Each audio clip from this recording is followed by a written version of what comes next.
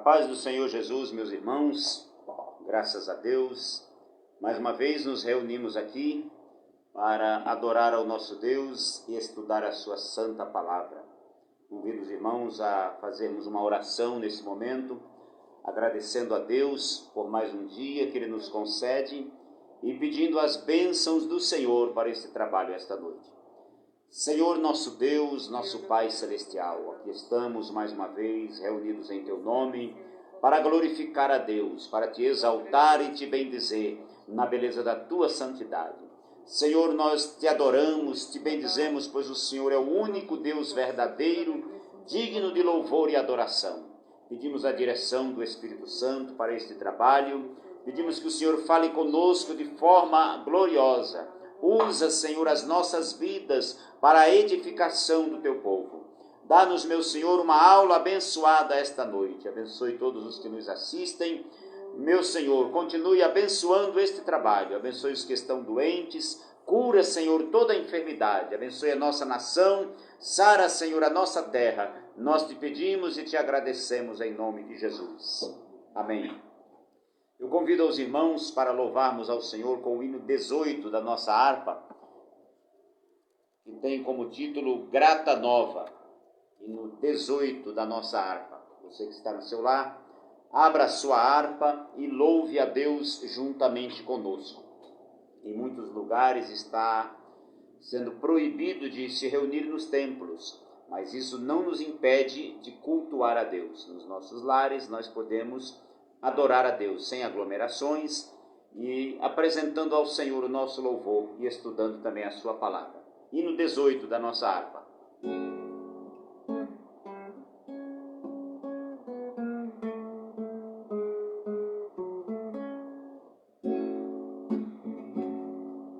Grata nova Deus proclama, hoje ao mundo pecador,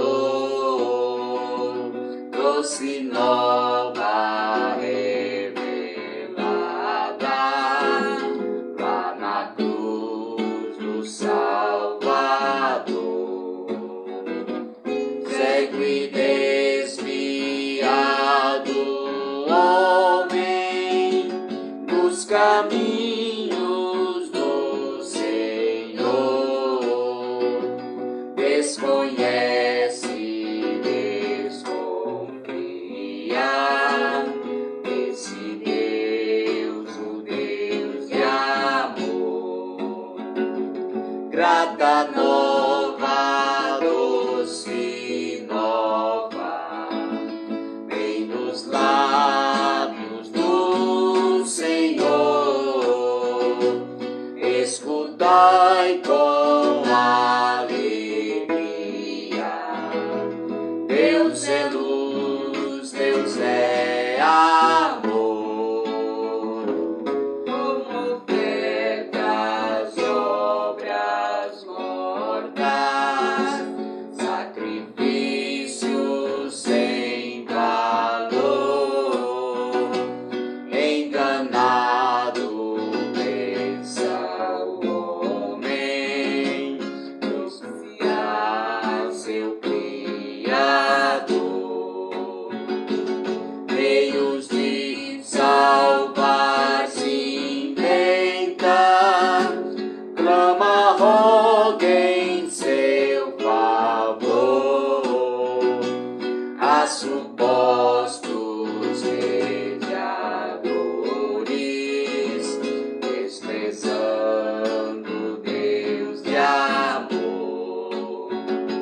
Grata nova, doce nova, vem dos lábios do Senhor, escutai com alegria.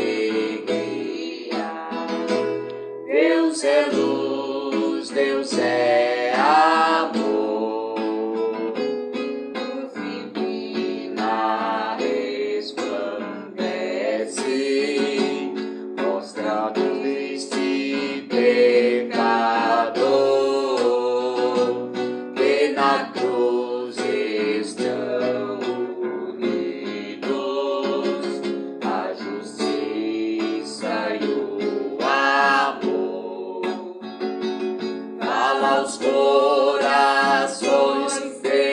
perdidos, mostra-te, Deus Salvador, e sem fim proclamaremos: Deus é luz, Deus é amor. Grata nova, doce nova, vem dos lábios do Senhor. Escutai com alegria: Deus é luz, Deus é amor. Graças a Deus, meus irmãos, por estes hinos, por este hino maravilhoso que temos cantado esta noite. Nós vamos estudar hoje a lição de número 11 da nossa Escola Bíblica Dominical, que tem como título Compromissados com a Evangelização. Vamos falar um pouco nesta lição sobre evangelismo e missões. Comigo nesta live estão a minha filha Fernanda. Amém. E a minha esposa Márcia. Pai do Senhor a todos, que Deus abençoe grandemente a vida de cada um. Glória a Deus.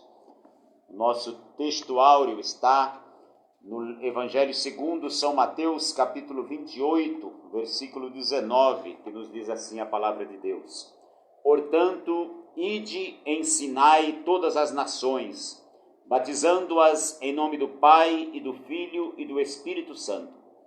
Verdade prática: a nossa responsabilidade para a salvação de todos os seres humanos, mediante o Evangelho de nosso Senhor Jesus Cristo, nos torna servos de todos.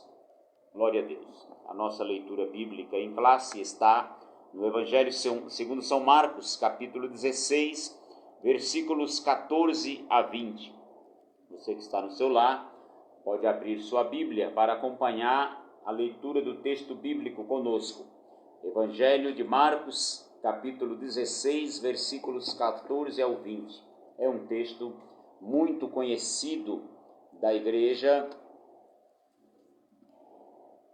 Nós vamos ler. Glória a Deus. Marcos, achou aí? 16, 14 ao 20.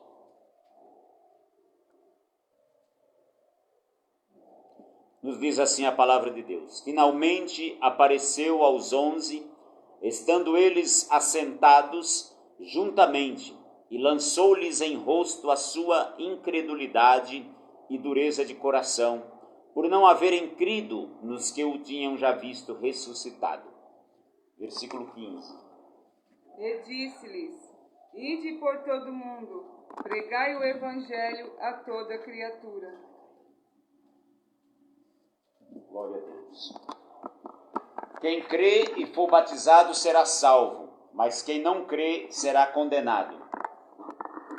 E estes sinais seguirão aos que crerem em meu nome. Em meu nome expulsarão demônios, falarão novas línguas. Pegarão nas serpentes, e se beberem alguma coisa mortífera, não lhes fará dano algum. E imporão as mãos sobre os enfermos e os curarão.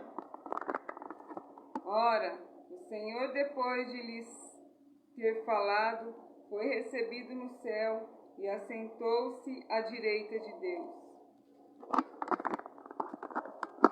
E eles, tendo partido, pregaram por todas as partes, cooperando com eles o Senhor e confirmando a palavra com os sinais que se seguiram. Amém. Glória a Deus. Cumprimento os irmãos que estão nos ouvindo, o irmão Celso Pequinha, a irmã Olinda Dias e a irmã Lilian Ferreira, lá de Osasco. Deus abençoe. Nós vamos ouvir agora a irmã Fernanda louvar ao Senhor com um hino e logo a seguir entraremos no texto, no comentário da nossa lição. Glória a Deus.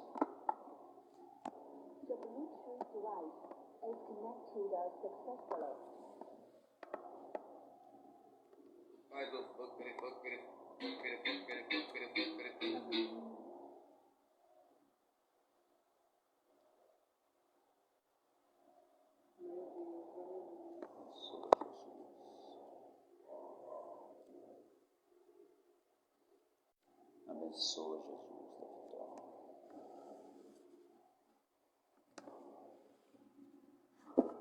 Nós irmãos com a paz do Senhor. Amém.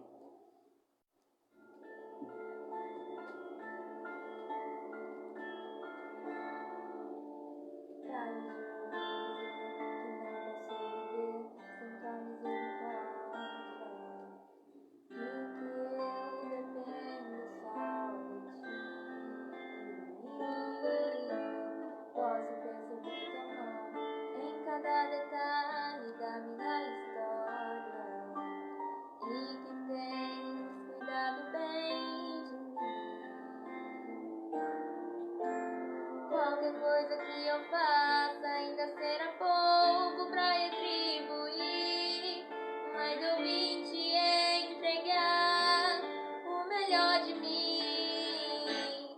Estou aqui pra servir e entregar minha adoração, e reconheço que não mereço nenhum segundo da tua atenção, mas onde irei se só você tem o que dá vida pro meu coração?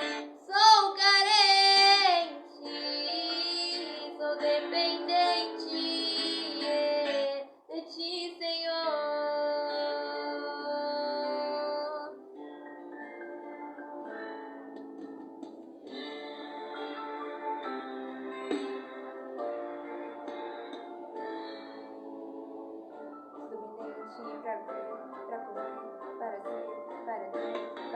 Pra sentir, pra saber, pra andar, pra parar, pra louvar, exaltar, glorificar o seu nome. Eu sou dependente para ir, para vir, pra descer, pra subir, pra falar, pra ouvir. Eu sou dependente pra chorar, pra tocar, pra falar do nome dele.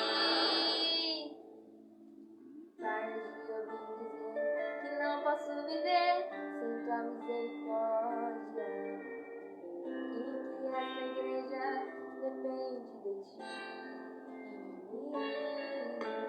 Posso perceber tua mão em cada detalhe da nossa história, e que tens cuidado tão bem de nós.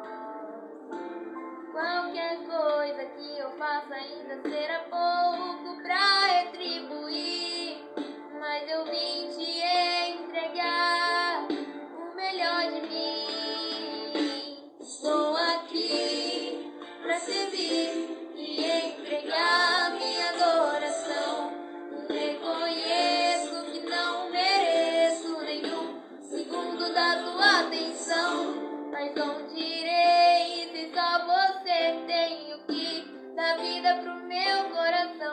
Sou carente, sou dependente de ti, Senhor. Meu guarda fiel, farol que me mostra o rumo do céu, minha vida, meu lar, meu maior amor é você, Senhor.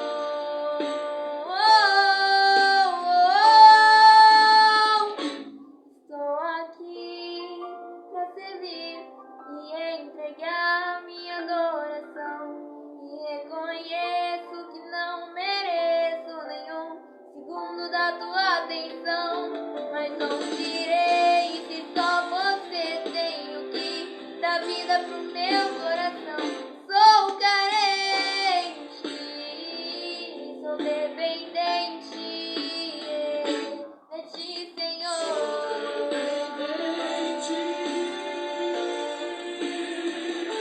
De ti, Senhor.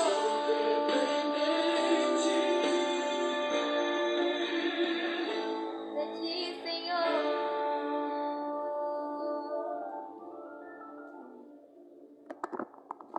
Graças a Deus, Deus continue abençoando a irmã Fernanda e usando ela no louvor a Deus. Meus irmãos, nós vamos ao estudo da nossa lição, falar um pouco sobre o compromisso da igreja com a evangelização.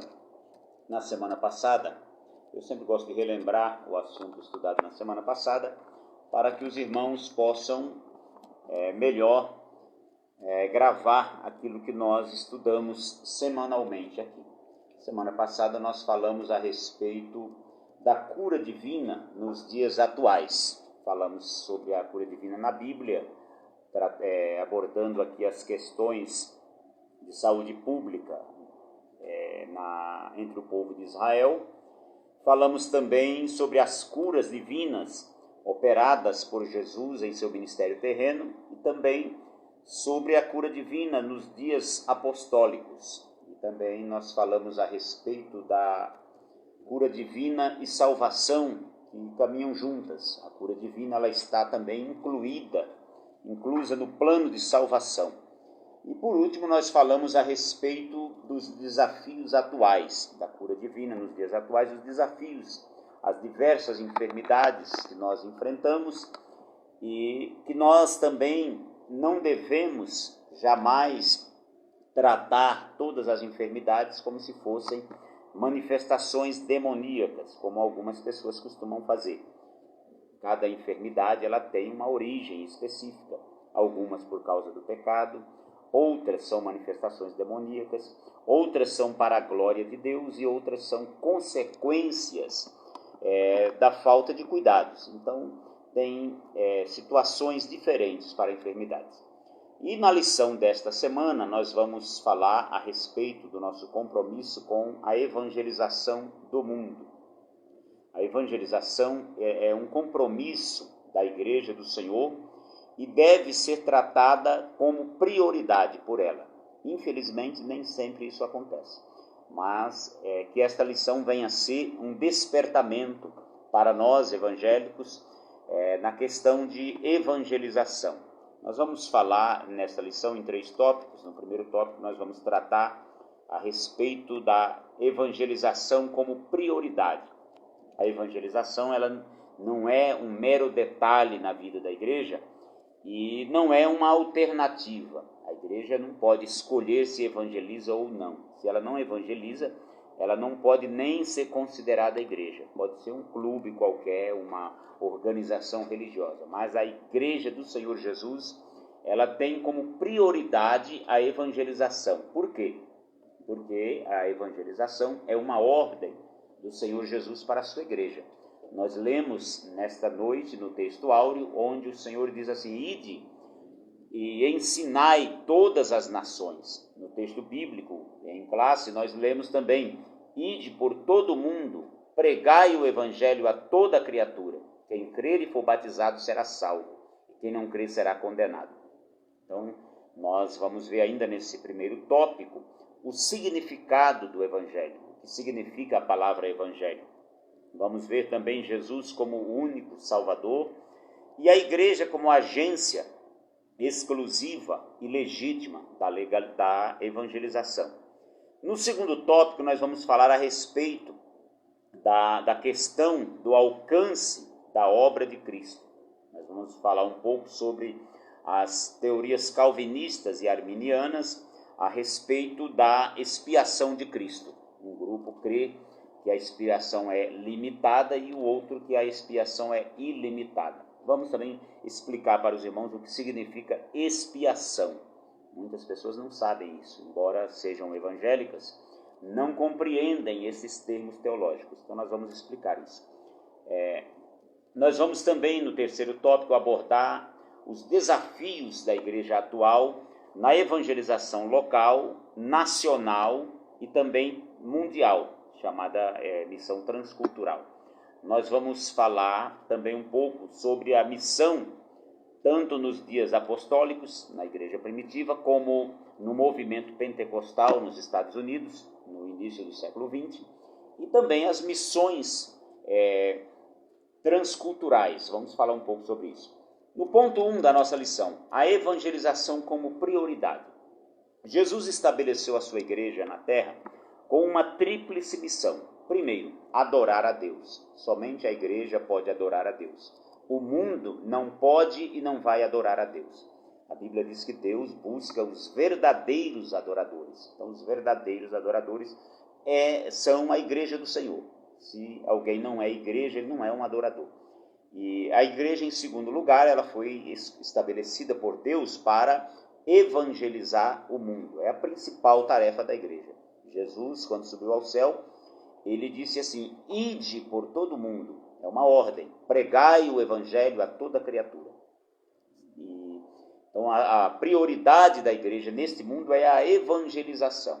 E a terceira tarefa da igreja nessa terra é edificar os santos, ou o discipulado. Então, se por um lado nós fomos chamados para adorar a Deus, fomos chamados para buscar as almas perdidas, mas também para cuidar daquelas que já vieram para Cristo. Também esse será o assunto da nossa próxima lição, o discipulado.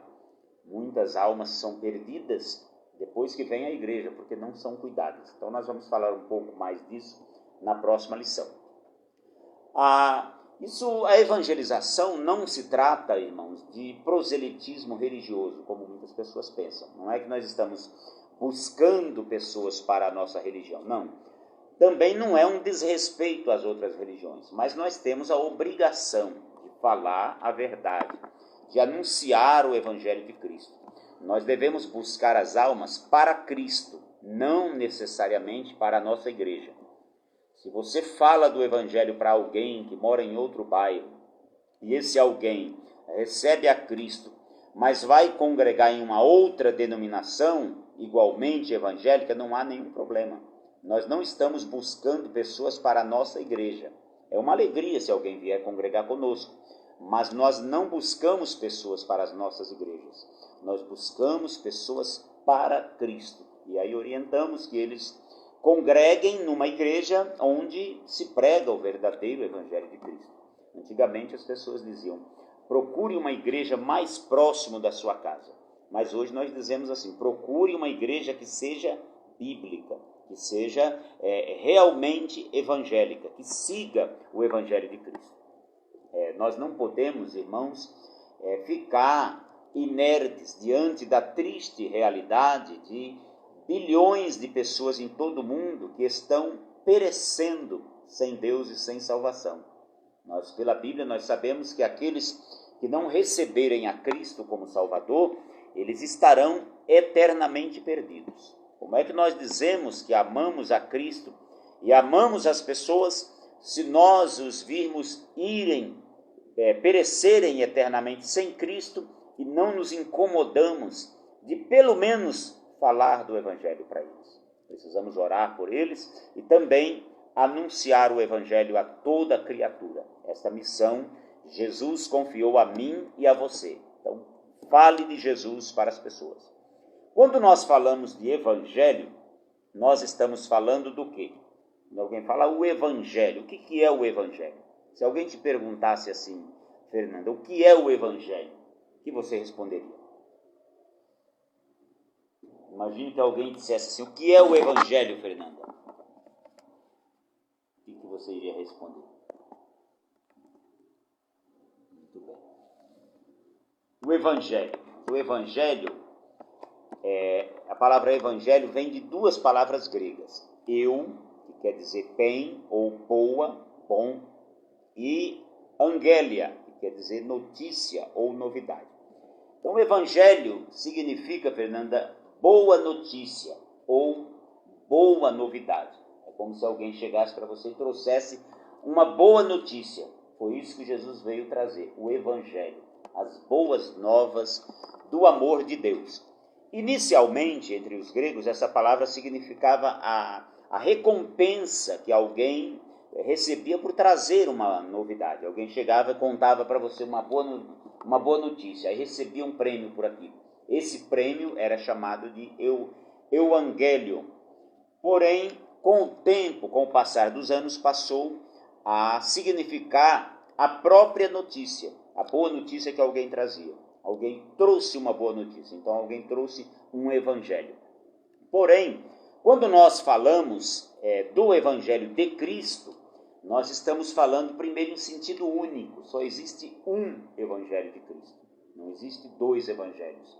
A gente às vezes os 4 evangelhos, mas ali não são quatro evangelhos, são apenas um evangelho, mas transmitido por 4 pessoas.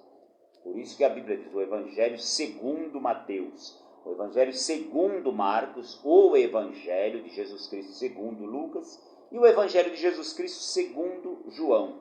Então, é um Evangelho segundo o relato dos evangelistas.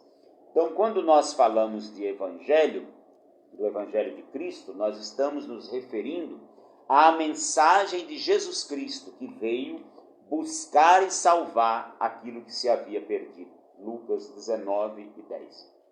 Paulo, ele escrevendo aos Gálatas, no capítulo 1, versículo 9, ele diz assim: se algum de nós, algum dos apóstolos, ou mesmo um anjo de Deus, um anjo descer do céu e trouxer outro evangelho, além daquele que já vos tenho anunciado, seja anátema ou maldito. Então, se você conheceu o evangelho, creu no evangelho de Cristo, e alguém pregar outro evangelho além desse, considere maldito, considere anátema. O evangelho, irmãos, ele tem... nós vamos falar um pouco agora sobre o único Salvador do mundo. O evangelho, ele traz um único Salvador. Fala apenas de uma pessoa que pode salvar. Um dos pilares da reforma protestante dizia solus Christus, ou seja, somente Jesus Cristo é o Senhor, o Salvador. Jesus Cristo é o único Senhor e Salvador. Sem Jesus não há possibilidade alguma de salvação. Ninguém será salvo pelas boas obras que pratica, ninguém será salvo pelo sofrimento que padece, pela pobreza ou por pertencer a uma religião. Somente Cristo pode salvar o pecador. Ninguém será salvo, irmãos, por pertencer à Assembleia de Deus. Ninguém. Eu sou salvo porque eu sou da Assembleia de Deus, Ministério do Belém. Negativo. Nós não temos salvação para oferecer a ninguém. Nós falamos de Jesus, que é o único Salvador do mundo. Jesus é o único Salvador. Eu não posso salvar a ninguém. A minha igreja também não. A sua denominação também não. Só quem salva é Jesus. Tem um hino antigo que diz assim: só quem salva é Jesus e ninguém mais. Pode procurar, não encontra jamais. Então Jesus Cristo é o único Salvador. Quando nós falamos do Evangelho de Cristo, esta mensagem do Evangelho, ela tem duas dimensões. Primeiro, ela tem uma má notícia e depois uma boa notícia. Como assim? A má notícia é que toda a humanidade está irremediavelmente perdida, tratando-se de uma pessoa só ou de todos os seres humanos em geral. Não existe uma única pessoa que não seja pecadora ou que possa salvar-se a si mesma. Essa é a má notícia. Esta é a primeira má notícia que nós devemos trazer para a humanidade. Se você não falar do pecado, não há como você falar de salvação. Primeiro você fala do pecado. Primeiro você diz para o ser humano: todos nós, sem exceção, somos pecadores. Paulo diz em Romanos 3:23, porque todos pecaram e destituídos estão da glória de Deus. Muitas pessoas falam apenas do amor de Deus. Realmente Deus é amor, Deus é bom, Deus é misericordioso, Deus é compassivo. Mas nós precisamos falar também da santidade de Deus. Deus é absolutamente santo e não pode conviver com o pecado. Não tem condições do homem pecador chegar diante de Deus carregado de pecado. Deus não aceita isso. O profeta Isaías, no capítulo 59, ele diz o seguinte: mas os nossos pecados fazem separação entre nós. Ele falando para o povo, ele diz assim: os vossos pecados fazem separação entre vós e o vosso Deus. É como se houvesse uma parede de separação entre o ser humano pecador e Deus. Essa é a má notícia, mas tem a boa notícia que nós trazemos, que está inclusa no Evangelho. É que Jesus Cristo, o Senhor, o Filho de Deus, Ele veio a este mundo como mediador entre a humanidade perdida e Deus, que não pode aceitar o pecado. Jesus Cristo é o único que pode fazer esta mediação, esta reconciliação entre Deus e os homens. João 14, 6, Jesus diz assim: eu sou o caminho, a verdade e a vida. Ninguém vem ao Pai senão por mim. Ainda em Atos dos Apóstolos, capítulo 4, versículo 12, Pedro diz assim: em nenhum outro há salvação, porque debaixo do céu não há outro nome dado entre os homens, pelo qual nós possamos ser salvos. Ainda 1 Timóteo capítulo 2, versículo 5, o apóstolo Paulo diz assim: porque há um só Deus e um só mediador entre Deus e os homens, Jesus Cristo, homem. Portanto, nós não podemos falar de um Salvador sem antes falarmos do pecado, sem antes falarmos da necessidade que a humanidade inteira tem de ser salva dos seus pecados. Se nós não condenarmos o pecado, as pessoas não entenderão a necessidade que tem de Cristo. Antes de nós falarmos de Jesus, nós precisamos mostrar para o mundo a necessidade urgente que eles têm de serem salvas dos seus pecados. Salvação não é apenas mudança de religião. Salvação é mudança de vida.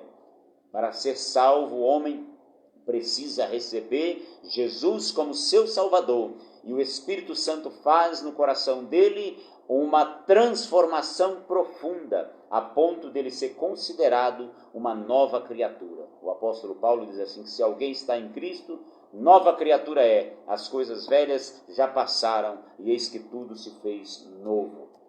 Então, o Evangelho, ele é a boa notícia do amor de Deus. O Evangelho mostra um único Salvador para o mundo perdido. E a igreja, ela é a única agência legítima do reino de Deus.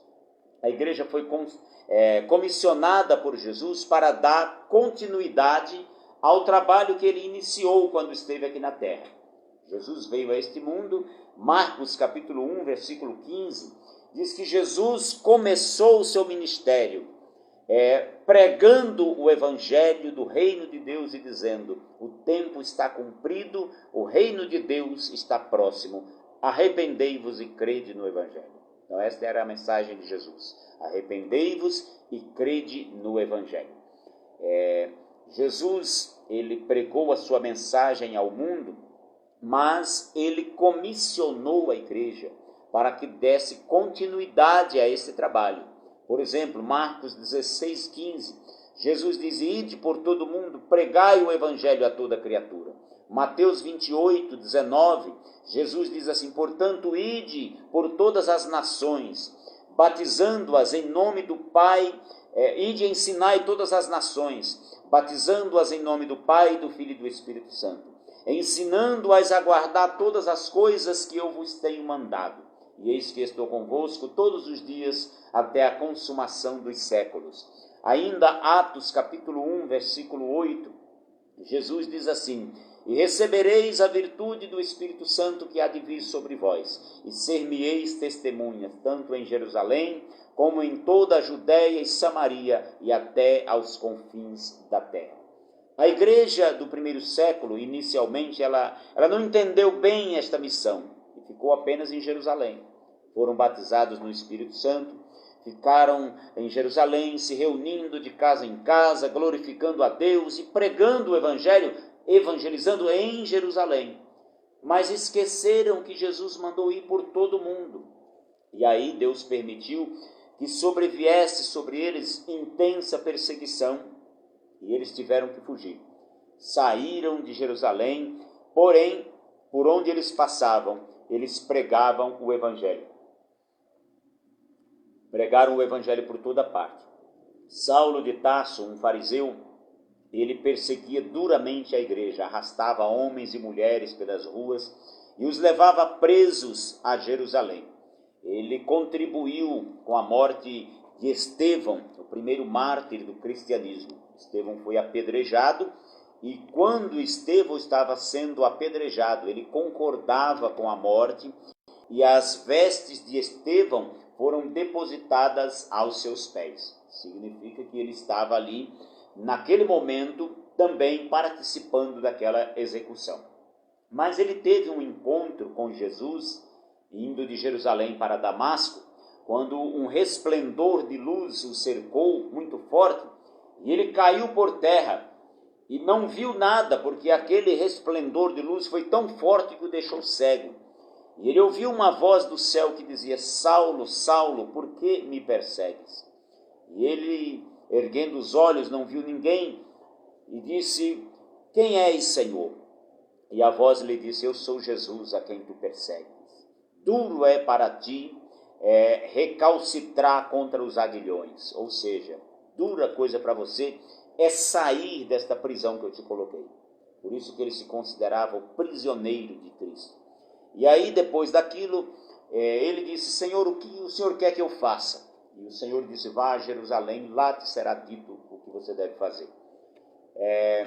Simultaneamente, enquanto falava com Paulo, o Senhor também falava com um discípulo chamado Ananias, que estava em Damasco, ordenando que ele fosse à rua chamada Direita e perguntasse por um jovem chamado Saulo, na casa de um homem chamado Judas. E ele foi lá e perguntou.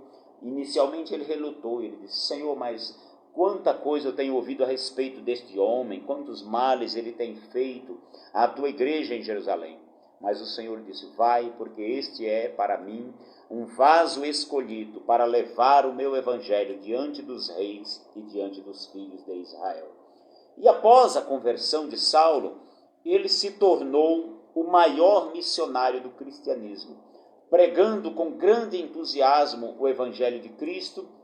Ele dizia-se devedor da pregação do evangelho. Ele fala: eu sou um devedor de pregar o evangelho, e ai de mim se não anunciar o evangelho.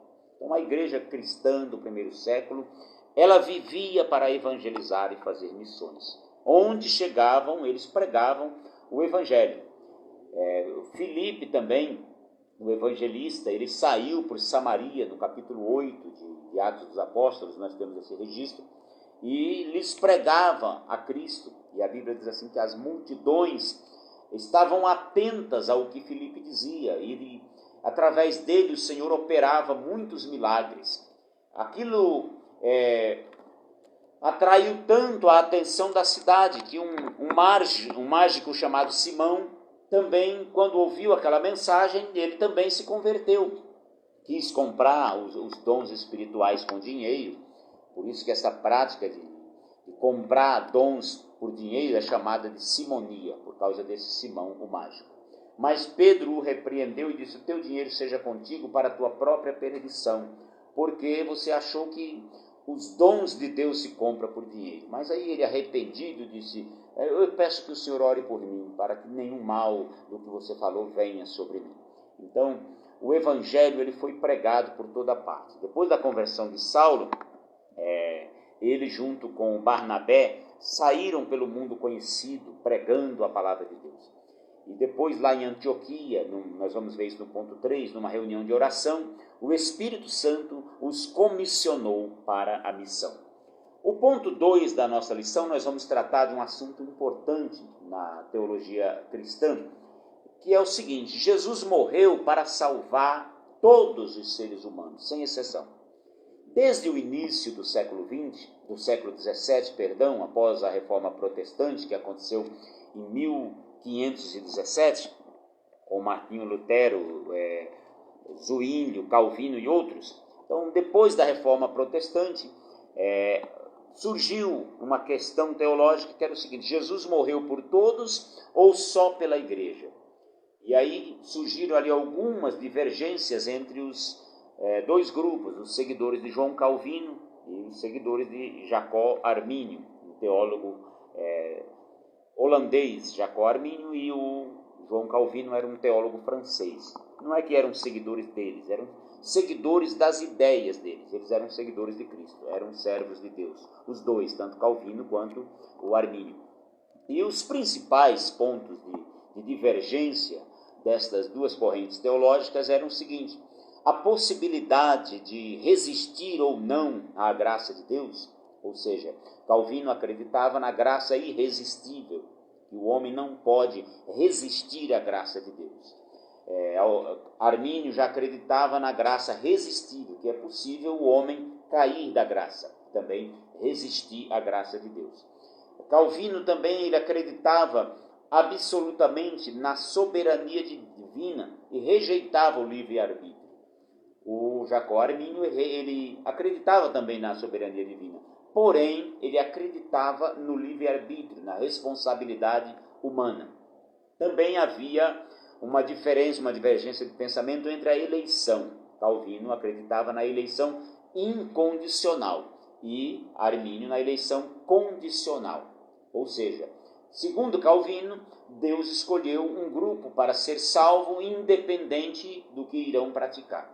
Já Armínio não, ele acreditava que Deus escolheu para ser salvo, segundo a sua presciência, apenas todos aqueles que fossem crer, mas ele já sabia de antemão quem iria crer. E o último ponto aqui, das divergências entre Calvino e Armínio, era o alcance da obra de Cristo. Jesus morreu por quem? Jesus morreu por todos ou somente pelos eleitos? E se Cristo morreu por todos, como dizia Armínio, por que todos não são salvos? Então, é sobre esse ponto que nós vamos tratar agora nesse tópico.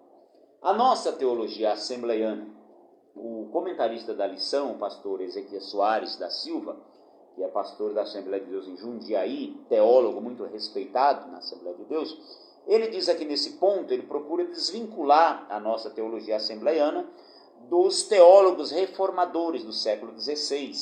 Ele argumenta que a nossa teologia é fruto do estudo sistemático das Escrituras, principalmente nas escolas bíblicas dominicais e também escolas bíblicas de obreiros. Desde os primeiros anos da Assembleia de Deus, era desta forma. E diferente de outras denominações, a nossa igreja ela não possuía seminários teológicos, escolas teológicas, porque havia relutância, resistência de alguns pastores assembleianos a esse tipo de ensino. O pastor Cícero Canuto de Lima, por exemplo, que foi presidente do Ministério do Belém, muitos anos antes do pastor José Wellington, ele dizia que uma escola teológica era fábrica de pastores. Então, ele não era contra o ensino teológico, mas ele era contra a existência de seminários teológicos. Ele achava que o ensino deveria ser feito na igreja pelos pastores e também nas escolas bíblicas dominicais. Então, a nossa igreja, desde o início, ela ensinava a palavra de Deus dessa forma, através da escola bíblica dominical, através dos periódicos da CPAD, das escolas bíblicas para obreiro. Mas no que tange a questão da doutrina do pecado, a doutrina da salvação, a Assembleia de Deus ela se identifica com o arminianismo, com o Jacó Armínio. Na questão da doutrina da salvação, nós não cremos, por exemplo, que o homem, uma vez salvo, para sempre salvo. Não. Nós cremos que é preciso perseverar até o fim, e que se não vigiar, o homem pode sim cair da graça. Nós acreditamos também não acreditamos que Deus escolheu um grupo para ser salvo e outro grupo para ser condenado. Deus escolheu salvar a todos, porém, ele só salva aqueles que quiserem ser salvos. Em vários textos da Bíblia está claro, Jesus fala, se alguém quiser vir após mim, negue-se a si mesmo, tome a sua cruz e siga-me. Então nós cremos sim que a salvação ela começa em Deus. Sem Jesus não há salvação. Não é o homem por seus esforços que vai até a Cristo. Não, é Cristo que vai até o homem e o busca. Porém, Deus ele deu livre-arbítrio ao homem. Está claro na Bíblia. Agora, por quem Jesus morreu? Há duas posições teológicas, conforme eu falei para os irmãos, no meio evangélico, para responder essa pergunta. Há o pensamento dos calvinistas que dizem que defendem a expiação limitada, e o pensamento dos arminianos que defendem a expiação ilimitada. O que significa isso? O que significa expiação limitada e expiação ilimitada. É o que nós vamos ver resumidamente a partir de agora, e eu vou mostrar para os irmãos os textos bíblicos e os argumentos usados por cada um desses grupos. É importante nós lembrarmos que os dois grupos aqui são evangélicos, são pessoas que seguem a Bíblia, porém interpretam de maneiras diferentes. Então não são hereges essas pessoas, nenhum dos dois, não são seitas, são irmãos nossos evangélicos que têm pensamentos diferentes nesse ponto da Bíblia. Porém, nós, assembleianos, nós cremos na expiação ilimitada, e nós vamos ver por quê. Primeiro ponto, a expiação limitada. Esse é o pensamento dos calvinistas. Eles afirmam que Cristo não morreu por todos os pecadores, morreu apenas pelos eleitos ou pela igreja.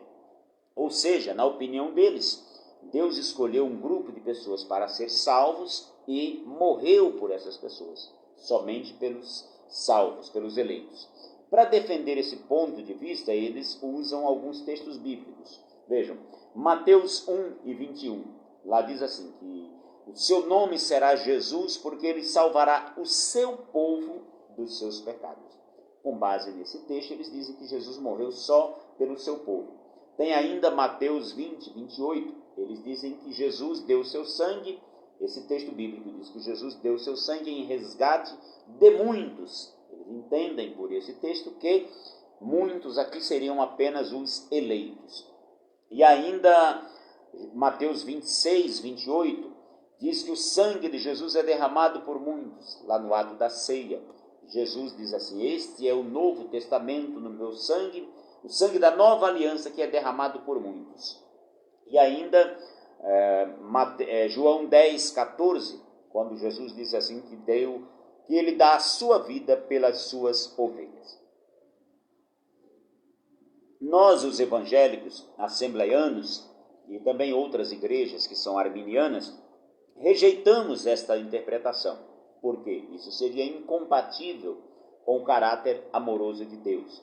Isso também impõe limites à obra de Cristo. Além disso, há muitos textos bíblicos que nos mostram claramente que Deus amou o mundo de tal maneira que deu seu Filho unigênito para que todo aquele que nele crê não pereça, mas tenha vida eterna. Então há muitos textos bíblicos, além desse que eu citei agora, que mostram, que nos provam que Cristo morreu por todos os pecadores. Veja, expiação ilimitada. O que é expiação ilimitada? É o ponto defendido pelos arminianos, inclusive pelos assembleianos. Nós afirmamos que Cristo morreu por todos, mas o seu sacrifício só se torna eficaz se houver fé e arrependimento por parte do pecador. Cristo morreu por mim, mas se eu não me arrepender, se eu não quiser ser salvo, o sacrifício de Cristo não será eficaz para mim. Ele é eficaz se eu crer nele, se eu não crer, não será. Mas ele morreu por mim.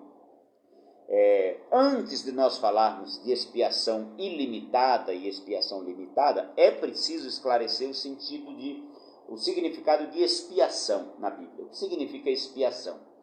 Deus, ele é justo, como nós já falamos, e ele não pode deixar o pecado impune.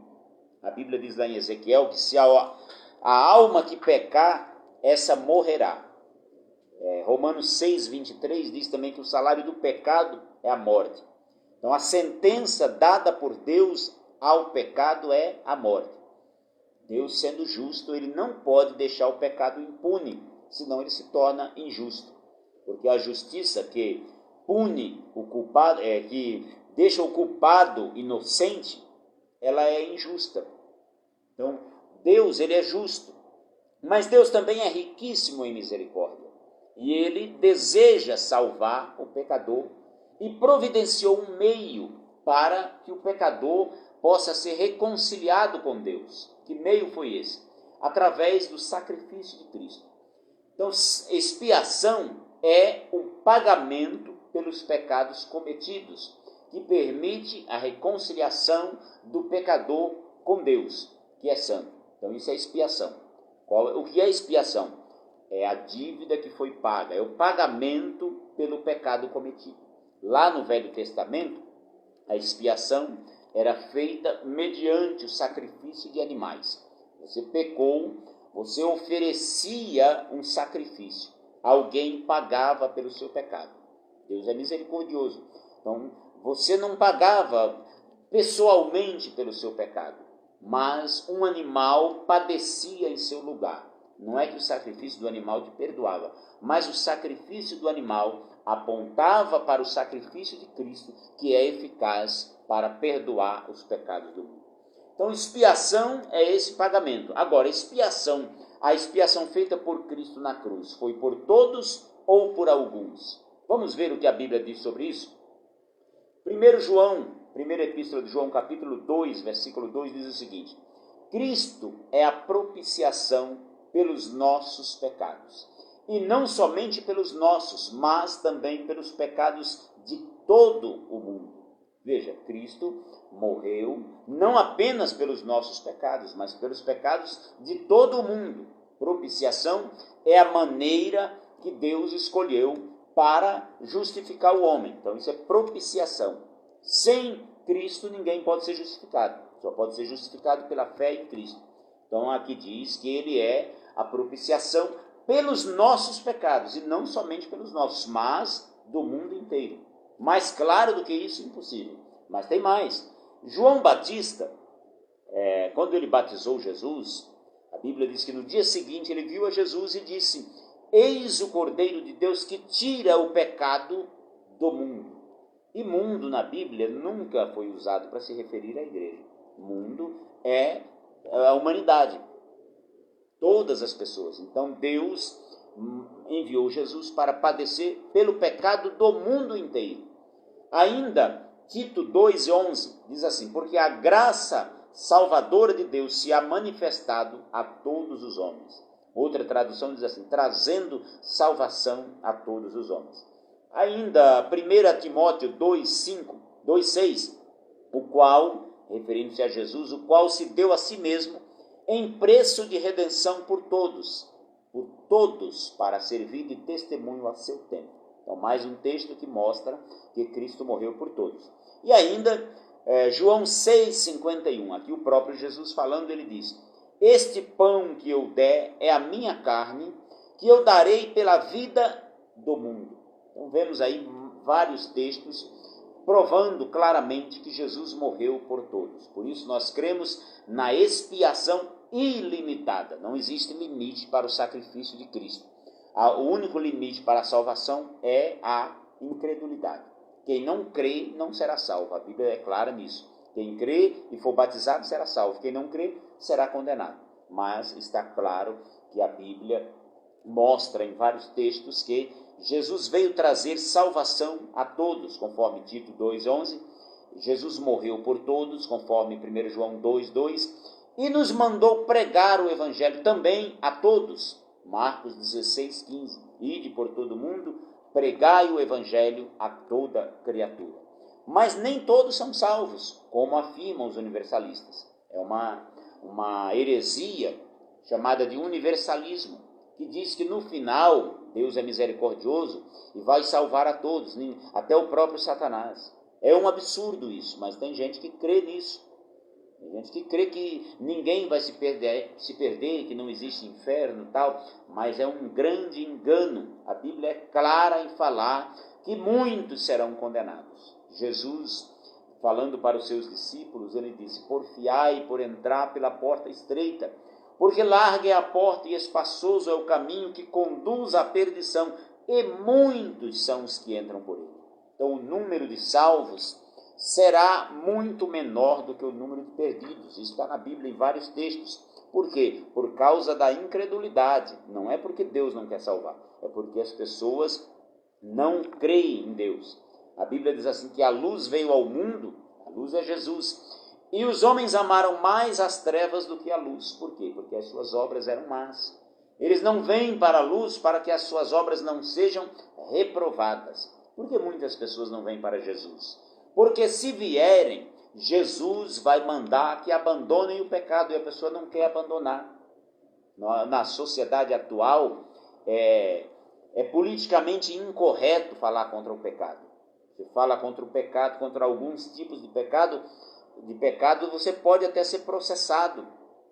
Muita gente não quer mais que fale contra alguns pecados, mas Jesus continua falando. Jesus diz: não herdarão o reino de Deus os que praticam tais coisas. Várias coisas, está lá em Apocalipse, capítulo 21, versículo 8. O apóstolo Paulo falou em 1 Coríntios 6, 10, várias categorias de pecados. E ele diz assim: não herdarão o reino de Deus os que praticam estas coisas. Está claro na Bíblia. Então, irmãos, nós falamos aí agora no ponto 2, por quem Cristo morreu? Cristo morreu por todos. O sacrifício de Cristo é eficaz. Jesus veio ao mundo, disse Paulo, para salvar os pecadores, dos quais eu sou o principal. Todos pecaram e destituídos estão da glória de Deus. Se todos pecaram, logo todos morreram.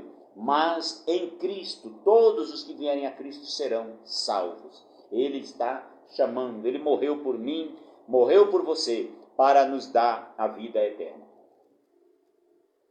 No terceiro e último ponto da nossa lição, nos fala sobre evangelização local e transcultural. Quando nós lemos, irmãos, as páginas do Novo Testamento, principalmente o livro de Atos dos Apóstolos, que nos conta os primeiros passos da igreja cristã, nós podemos observar que tanto o evangelismo pessoal como as missões local e nacional e até transcultural faziam parte da realidade da igreja. Eram as principais tarefas da igreja do Novo Testamento. Logo após a descida do Espírito Santo no Pentecostes, lá em Atos 5, versículo 30, os apóstolos foram presos e os magistrados lhes disseram: ora, nós não ordenamos a vocês que não falassem no nome de Jesus para ninguém, e vocês encheram Jerusalém com essa doutrina. E Pedro disse assim para eles: mais importa obedecer a Deus do que aos homens. Nós não podemos deixar de falar daquilo que temos visto e ouvido. Então os apóstolos, irmãos, eles pregavam por toda Jerusalém, todos os dias. Era a missão principal da igreja. E aí, depois da perseguição, conforme eu falei para os irmãos lá no início da lição, eles se espalharam. O Filipe foi para Samaria e lá pregou o evangelho. Outros foram para outros lugares. Depois Filipe foi levado pelo Espírito Santo para pregar para o eunuco, para o oficial da rainha Candace, dos etíopes. E depois Estevão também saiu pregando a palavra, foi morto, apedrejado, porque pregava com grande ousadia a palavra de Deus.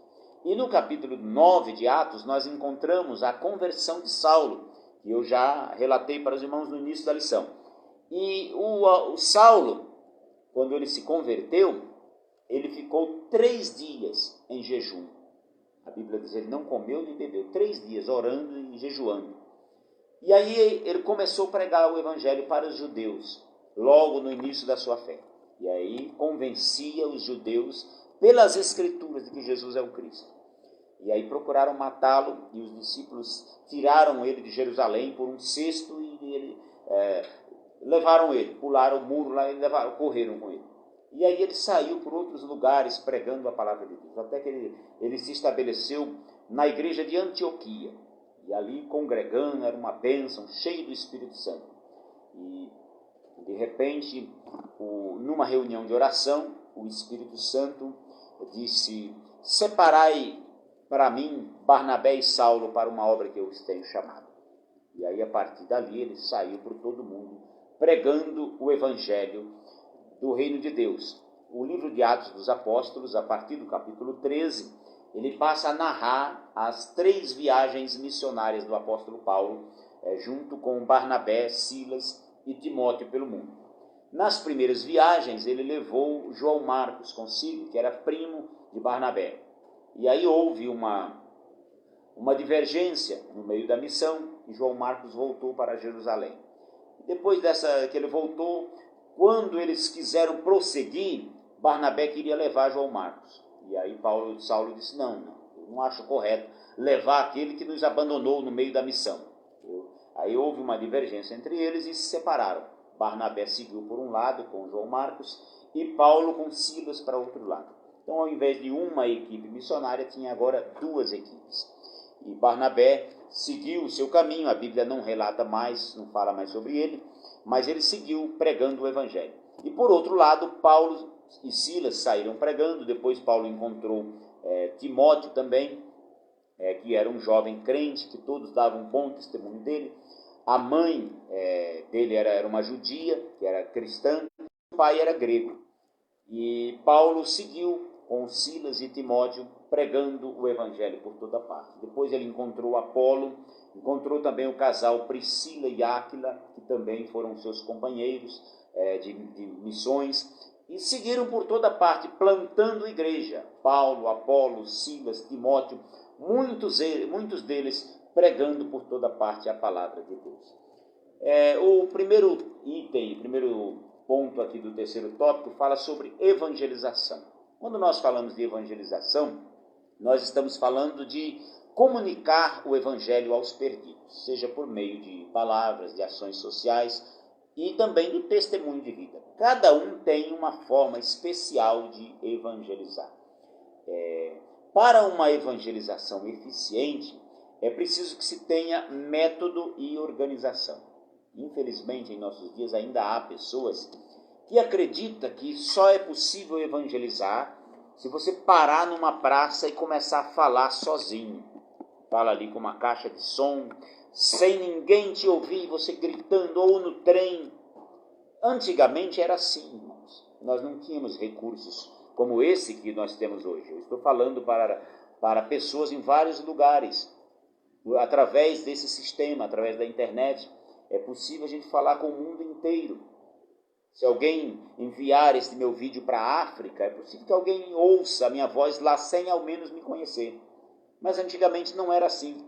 Então os discípulos saíam por toda parte pregando nas praças, porque eles só tinham esse meio. Mas hoje, irmãos, nós temos vários meios de pregar o evangelho. Nós podemos pregar através das redes sociais. Nós podemos pregar o evangelho nos templos. Tem várias maneiras de pregar. Então, há pelo menos 4 tipos de evangelização. Para cada um deles há um método especial, ou vários métodos. Primeiro, evangelização pessoal. É aquela evangelização que é feita através de um diálogo com uma pessoa. Jesus usou esse método com a mulher samaritana e também com Nicodemos. Neste método, você começa conversando com alguém e no meio da conversa você introduz o evangelho de Cristo. É preciso paciência, é preciso sabedoria para evangelizar dessa forma. Você começa a conversar com o seu colega, o seu testemunho de vida atrai a atenção dele e aí você fala do evangelho de Jesus Cristo para essa pessoa. O segundo meio de evangelização é a evangelização coletiva. Como é que é feito isso? É através de um discurso a uma plateia, através de um seminário.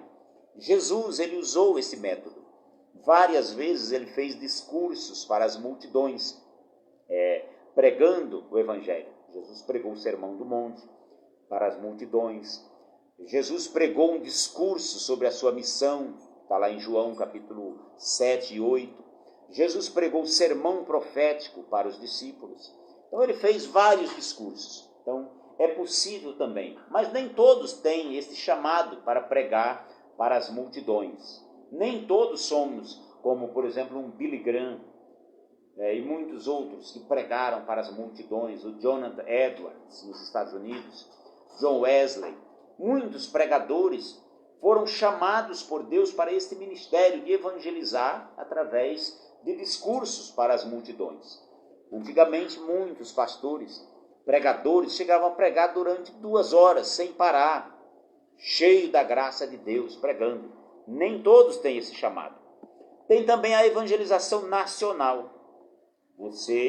Ele é feito através de você percorrer a sua nação, a sua pátria, de cidade em cidade, falando do evangelho e plantando igrejas. Foi assim que os missionários suecos chegaram ao Brasil e começaram a pregar o evangelho de cidade em cidade. Quando iniciavam um trabalho numa cidade, eles deixavam estabelecidos e iam para outra cidade. começando pelos grandes centros do Brasil. E aí, por toda parte, foram levando a mensagem do Evangelho.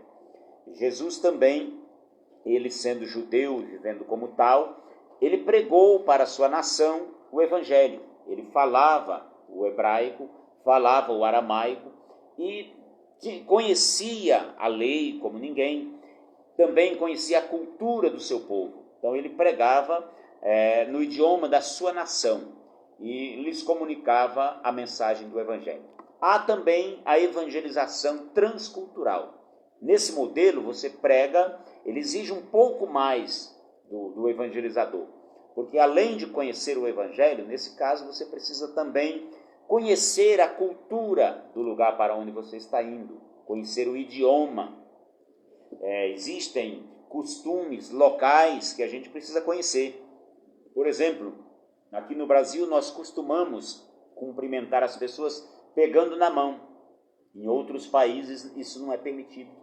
É um desrespeito. Então é preciso você saber disso. O tipo de roupa, no Brasil nós usamos, os homens usam calça, camisa, gravata. Tem países que usam vestidos, saias. Então na missão transcultural é preciso a gente conhecer estes aspectos da cultura do país para que não traga empecilhos ao Evangelho. Jesus ele também pregou a estrangeiros, como por exemplo o servo do centurião romano, a mulher cirofenícia e muitos samaritanos, que havia separação entre eles e os judeus. Os judeus não aceitavam conversar com os samaritanos, mas Jesus quebrou essa barreira e conversou com uma mulher samaritana e pregou para ela o Evangelho de Cristo. E depois ela saiu e pregou pela cidade de Samaria. Saiu dizendo: olha, eu encontrei um homem que me disse tudo o que eu tenho feito. Porventura não é este o Cristo? E através do testemunho da mulher samaritana, muitos samaritanos se converteram. O item 2 fala sobre as missões. O que são missões? O que é uma missão? Missão é a incumbência ou encargo de se executar algo a pedido ou por ordem de alguém. Quando nós falamos do Evangelho, missão é o trabalho de anunciar o Evangelho por ordem de Cristo, como Mateus 16,15, Marcos 16,15, uma ordem de Cristo e outras que eu já citei. Os apóstolos, na igreja primitiva, eles tinham, irmãos, pouquíssimos recursos. Não tinham templos, não tinham internet, não tinham agências missionárias, mas eles, em pouco tempo, sob intensa perseguição dos judeus e dos romanos, eles levaram o Evangelho por todo o mundo conhecido. Não existiam aviões, eles andavam dias, semanas a pé, andavam de navio, sofreram naufrágios, muitos foram presos, mortos, apedrejados, decapitados por causa do Evangelho, mas eles pregaram o Evangelho do Reino de Deus. Quando nós falamos de missão na igreja, existem vários tipos de missões. E para cada tipo de missão, é preciso que há diferença no perfil do missionário, no tipo de preparo que vamos ter, o método a ser utilizado e também os recursos. Para algumas missões não precisa de tantos recursos. Para outros é preciso haver um sustento do missionário. Você não pode enviar um missionário para outro país e deixá-lo lá à própria sorte. Não, é preciso que alguém fique responsabilizado por sustentá-lo. Existe a missão, por exemplo, urbana, quando alguém prega nas ruas, por aí. Existe a missão rural, quando alguém sai pelos sítios, onde não tem igreja, e alguém sai pregando o Evangelho nos sítios. Estabelece uma igreja, depois vai levar a ceia. Eu conheci missionários assim, lá em Pernambuco. Pessoa que saía de bicicleta, a cavalo, em várias fazendas, pregando o Evangelho e anunciando o Reino de Deus. Lá na região onde eu nasci, tem fazendas lá que tem templos da Assembleia de Deus na fazenda, com muitos crentes que foram evangelizados na década de 60 e 70. As pessoas saíram das cidades e foram evangelizar nas fazendas. Fazendas muito populosas na época e tem igrejas estabelecidas. Existem também as missões escolares, em presídios, em hospitais, que são chamadas de capelanias. Para isso precisa um preparo. Você não pode colocar uma pessoa que não sabe conversar no meio de uma universidade para pregar a palavra de Deus. Então, para pregar ali, é preciso que seja alguém que conheça bem o ambiente universitário, alguém que tenha condições de levar o evangelho nesses lugares. No presídio, tem todo um preparo, tem curso de capelania para que a pessoa conheça as regras do presídio, para que também ele não cause mais problemas no meio do presídio.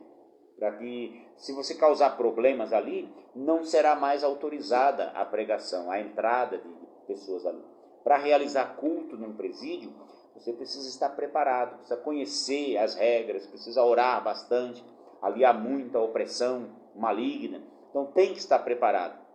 Para você realizar trabalho em hospitais, também você precisa ter autorização, precisa ser um ministro do Evangelho, precisa obedecer às regras do hospital, senão você não entra. Então, para isso que existem os cursos de capelania, para se evangelizar nesses lugares, em escolas, presídios, hospitais. E existem também as missões nacionais. Quando você sai, por exemplo, do estado de São Paulo, vai para o sertão nordestino, ou no norte do país, nas comunidades indígenas, para evangelizar. Nós temos na igreja em Osasco uma organização chamada Urgência Missionária, liderada pelo pastor Erivaldo Leal de Carvalho, e ele é um grande missionário, muito organizado, e ele tem levado missionários ao sertão nordestino, também para outros países, pregando a palavra de Deus. Então, ele arrecada fundos e sustenta missionários, faz as viagens missionárias.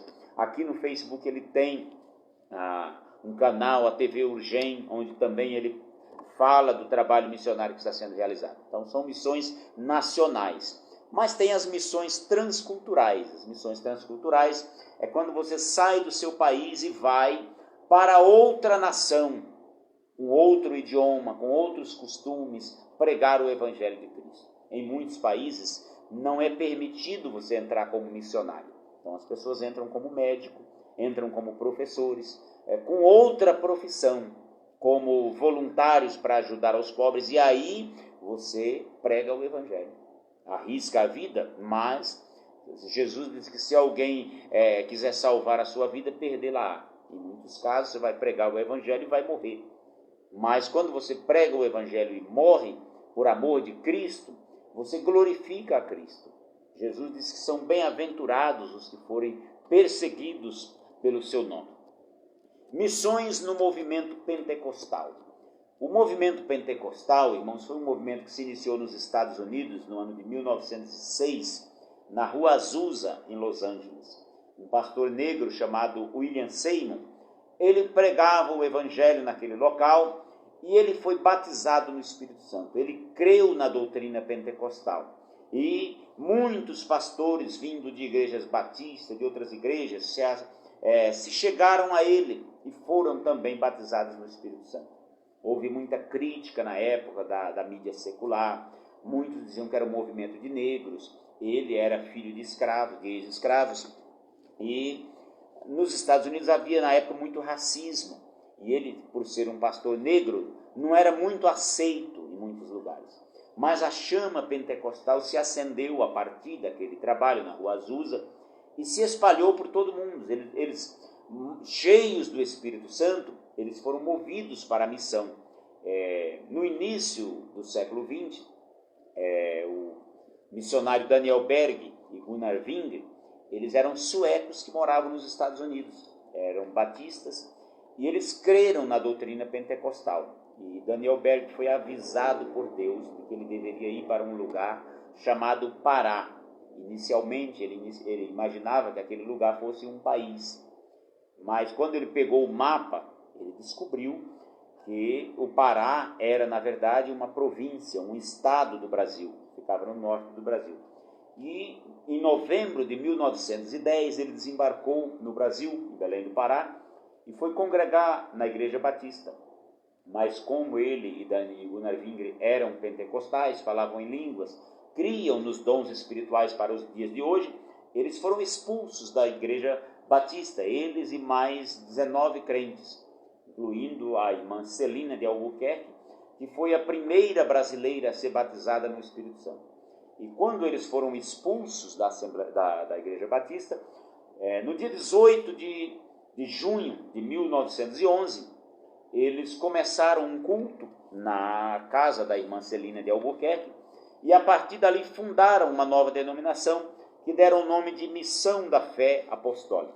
Essa igreja permaneceu com esse nome até 1918, quando passou a se chamar Assembleia de Deus, por causa da Assembleia de Deus dos Estados Unidos, que tinha esse nome, então eles passaram também a se chamar Assembleia de Deus.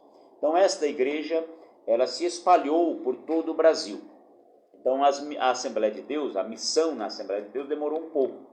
Mesmo ela sendo fruto de missões, a Assembleia de Deus nós somos frutos de missões, porque os missionários suecos, vindo dos Estados Unidos, fundaram a Assembleia de Deus no Brasil. E depois da sua fundação, muita gente pensa que veio só Daniel Berg, Gunnar Wingre, e aí nasceu a Assembleia de Deus e pronto. Mas não foi assim. Eles vieram e iniciaram o trabalho. Eles evangelizaram inicialmente aqui no Brasil. Eles andaram por lugares difíceis, não falavam bem o idioma brasileiro, o idioma português.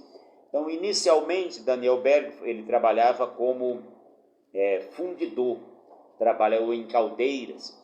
E Gunnar Wingre, ele veio e foi estudar o idioma brasileiro para assim ensinar a palavra de Deus aos brasileiros.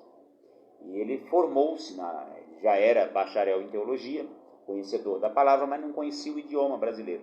Então, enquanto Daniel Berg trabalhava e evangelizava, Gunnar Wingre evangelizava e estudava a língua portuguesa. E se formou aqui no Brasil e começaram a plantar igrejas por toda parte aqui no Brasil, começando a partir de Belém do Pará. Outros irmãos vindo de outras igrejas tradicionais criam também na doutrina pentecostal e aí fundavam novas igrejas. E às vezes as pessoas com pouco tempo de crente já eram ordenados pastores por conta da necessidade. Veio, por exemplo, o irmão Adriano Nobre, que era da igreja presbiteriana, se converteu ao pentecostalismo na Assembleia de Deus e aí ele iniciou a Assembleia de Deus lá em Pernambuco. E aí depois veio o missionário Joel Carlson e deu continuidade ao trabalho, o trabalho se expandiu. Outros missionários também vieram da Suécia, da Finlândia, dos Estados Unidos e de vários países para dar apoio à missão assembleiana aqui no Brasil. Veio, por exemplo, já na metade do século XX, o pastor Bernard Johnson, teólogo, professor, muito usado por Deus em milagres, em curas divinas, em cruzadas evangelísticas por todo o Brasil. Então ele fundou, por exemplo, a Escola de Ensino Teológico das Assembleias de Deus em Campinas, a ETAD. Veio também o missionário finlandês Eurico Bergsten, professor, teólogo da Assembleia de Deus, fez muitos seminários bíblicos, escolas bíblicas de obreiro, comentou muitas revistas de escolas dominicais. Nós estudamos recentemente uma lição comentada por ele, e muitos outros missionários, como Orlando Boyer, veio dos Estados Unidos também, pregar aqui no Brasil, Nils Kastenberg, Otto Nelson, muitos, Bruno Skolimovs, que ele veio também, foi pastor do Belenzinho, fundou o Ministério do Ipiranga. Então, muitos missionários trabalharam nesta obra aqui no Brasil. Porém, apesar de todo esse trabalho que nós tivemos de missões na Assembleia de Deus, a missão na Assembleia de Deus, ela parece que parou, no sentido de se expandir para outros países. Durante muito tempo, a Assembleia de Deus ela fazia apenas missões urbanas e missões nacionais. Nesse ponto, eles trabalharam muito. A evangelização no Brasil, nos primeiros anos da Assembleia de Deus, era uma coisa tremenda. O pastor João Alves Correia, que era o presidente do Ministério de Santos, por exemplo, Eu vi uma entrevista dele onde ele dizia assim: eu evangelizei São Paulo casa por casa. E era assim mesmo. Não tinha aquela, eu sou pastor, eu vou viver em gabinete. Não. Os pastores viviam em cultos de ar livre, ao ar livre, pregando a palavra de Deus. Era bênção. O pastor José Leôncio da Silva, lá de Pernambuco, o seu antecessor, o pastor José Amaro da Silva, e muitos outros que pregavam a palavra de Deus, homens de oração, de conduta ilibada, pregavam a palavra de Deus. Os cantores também, Luiz de Carvalho, o Feliciano Amaral, que era de outras denominações também, pregavam a palavra de Deus. O Vitorino Silva, o pastor Vitorino Silva, da Assembleia de Deus também, do Rio de Janeiro, sempre cantando nos congressos. Oséias de Paula, os saudosos Otoniel e Osiel, pregavam, cantavam nos congressos da Assembleia de Deus. Então, foi uma bênção.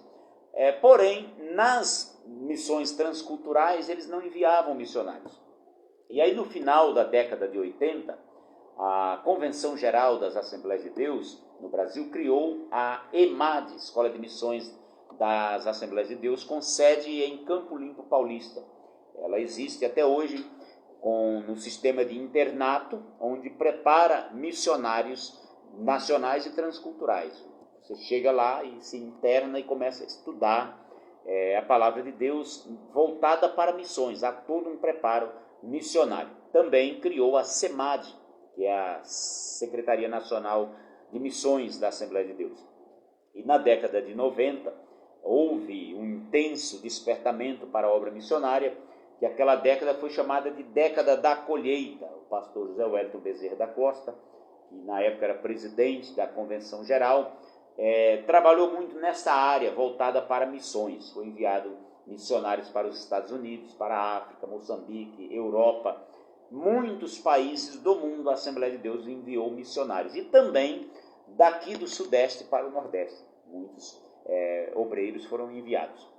Então, nessas décadas, se na década de 80 e 90 houve um despertamento para a missão, dos anos 2000 para cá, o assunto missão parece que diminuiu.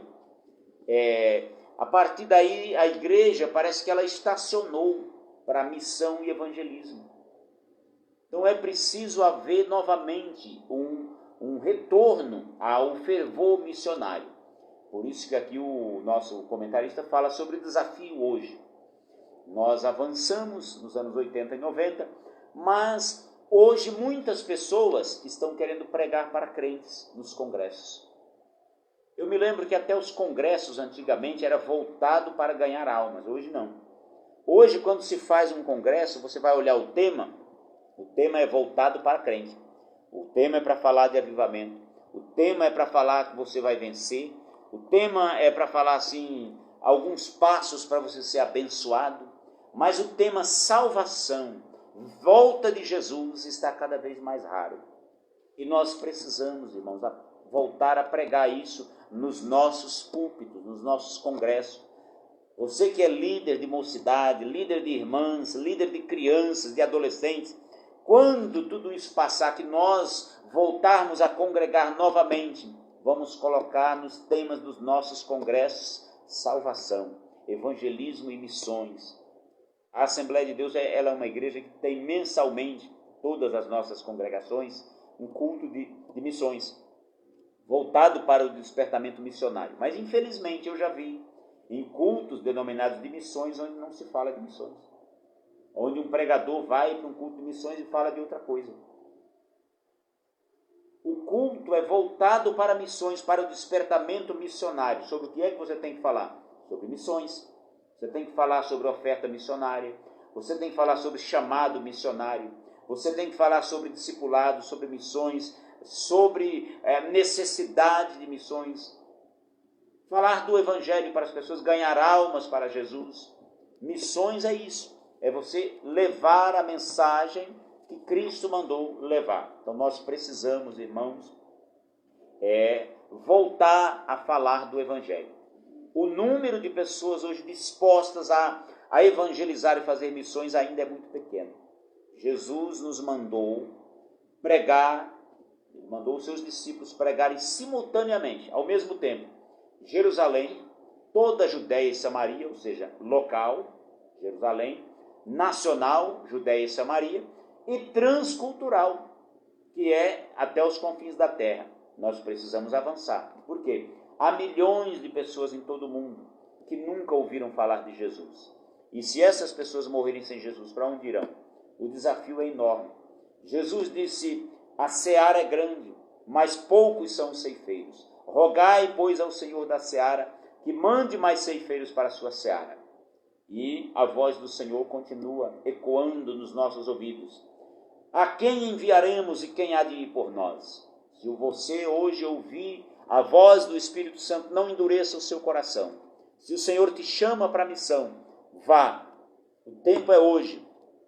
O Senhor te manda evangelizar, vá. Leve a mensagem de salvação.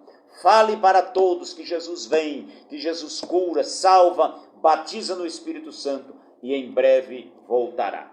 Chegamos ao fim da nossa lição, meus irmãos, concluindo. Jesus nos salvou e nos comissionou para levar o Evangelho a toda criatura. Esta é a principal tarefa da igreja. Tudo o que a igreja faz tem que contribuir para a salvação de almas e para o discipulado. Eu sei que tem pastores que estão me ouvindo, outros que irão ouvir este vídeo depois. Prezado companheiro, você foi chamado por Deus para pastorear o rebanho de Deus, a igreja do Senhor. Empenhe-se em coordenar um grupo de evangelismo no seu bairro, na sua cidade, no seu estado, no seu país, no mundo. Doe-se pela causa do evangelho. Faça como Paulo. Eu me gastarei e me deixarei gastar pelo evangelho. Paulo disse, em nada eu tive a minha vida por preciosa, contanto que Cristo seja pregado. Nós fomos chamados para servir a Cristo. Nós não fomos chamados, irmãos, para fazer política nas igrejas. Nós não fomos chamados para organizar trabalhos sociais apenas. É importante trabalho social, sim. É importante nós ajudarmos as pessoas necessitadas. Mas a igreja não existe para isso. Nós não podemos reduzir a igreja a uma ideologia política. Nós não fomos chamados, irmãos, para fazer convenções. Tem pastores hoje que o trabalho deles é